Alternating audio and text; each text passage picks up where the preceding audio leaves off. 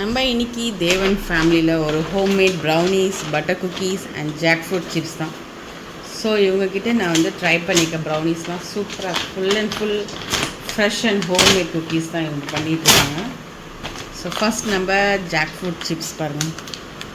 அலிபா brownies and cakes அவங்கள்ட்டேருந்து தான் நம்ம இன்றைக்கி வாங்கியிருக்கோம்.